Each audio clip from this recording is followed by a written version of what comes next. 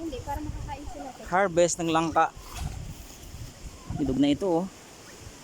So yan guys. Napakalaking langka yan. Ayan.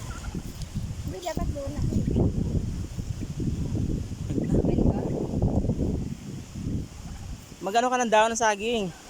Ha? Dati. Oo.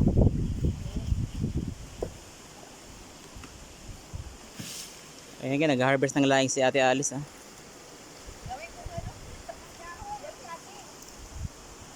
Ayan guys. Okay, ito kami sa aming area. So, nag-harvest ng langka. Ayun, kumuha ka pala doon. Oo, may patay na. Ay, ba't diyan ka kumuha? Kasi nga, no. Dito. So, tingnan natin kung hinog na to guys. Hinog na raw sabi niya eh. Ang bigat. Ano pa ganyan? Natin.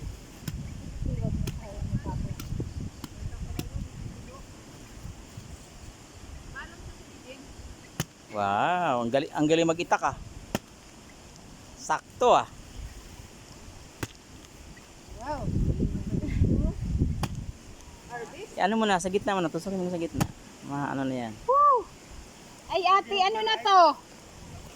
Overripe na siya, medyo overripe na siya. Ay hindi naman. So ayan guys. So, Hindi. Okay. Matamis na langka. To. Yan. Ayun guys.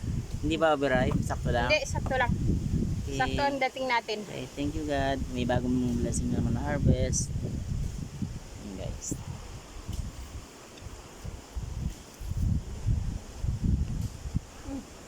Try mo yan.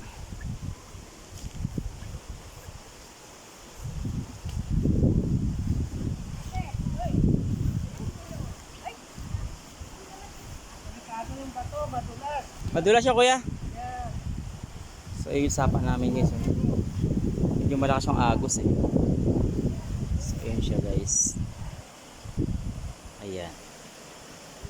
So medyo malakas ang agos sa sapa.